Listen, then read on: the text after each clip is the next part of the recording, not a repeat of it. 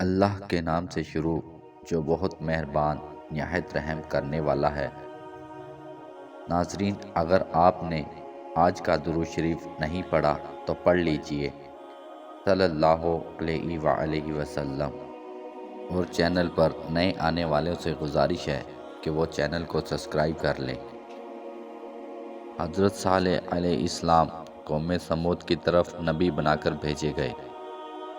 آپ نے جب قوم سمود کو خدا کا فرمان سنا کر ایمان کی دعوت دی تو اس سرکش قوم نے آپ سے یہ معجزہ طلب کیا کہ آپ اس پہاڑ کو چٹان سے ایک گبن اونٹنی نکالیے جو خوب فربا اور ہر قسم کے عیوبوں اور نقائص سے پاک ہو۔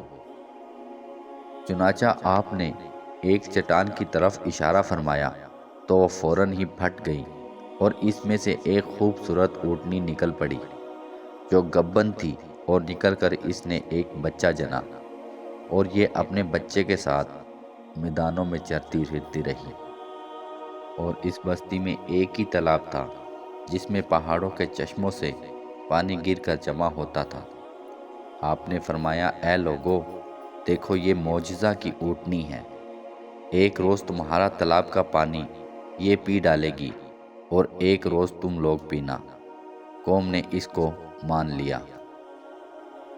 چند دن تو قوم سمود نے اس تکلیف کو برداشت کیا کہ ایک دن ان کو پانی نہیں ملتا تھا، کیونکہ اس دن تالاب کا سارا پانی اونٹنی پی جاتی تھی۔ اس لیے ان لوگوں نے طے کر لیا کہ اس اونٹنی کو قتل کر ڈالیں۔ چنانچہ اس قوم میں قدار بن صالف، جو سرخ رنگ کا آنکھوں والا اور پستہ قد آدمی تھا، ایک زناکار عورت کا لڑکا تھا، ساری قوم کے حکم سے اس اونٹنی کو قتل کرنے کے لیے تیار ہو گیا۔ حضرت صالح علیہ السلام اسے منع کرتے رہے، لیکن قدار بن صالف نے پہلے اونٹنی کے چاروں پاؤں کو کاٹ ڈالا، پھر اس کو ذبح کر دیا۔ قوم سمود کی سرکشی پر عذاب الہی کا ظہور اس طرح ہوا کہ پہلے ایک زبردست چنگھاڑ کی خوفناک آواز آئی، پھر شدید زلزلہ آیا جس سے پوری قوم ادل پتل ہو کر چکنا چور ہو گئی۔ تمام عمارتیں ٹوٹ پھوٹ کر تہس نہس ہو گئی، اور قوم سمود کا ایک ایک آدمی گھٹنوں کے بل گر کر مر گیا۔ حضرت صالح علیہ السلام نے جب دیکھا کہ پوری بستی زلزلوں کے جھٹکوں سے تباہ و برباد ہو کر اینٹ پتھروں کا ڈھیر بن گئی اور پوری قوم ہلاک ہو گئی، تو آپ کو بہت بڑا صدمہ ہوا، اور آپ کو قوم سمود اور اس بستی کے ویرانوں سے اس قدر نفرت ہو گئی کہ آپ نے ان لوگوں کی طرف سے منہ پھیر لیا اور اس بستی کو چھوڑ کر دوسری جگہ تشریف لے گئے۔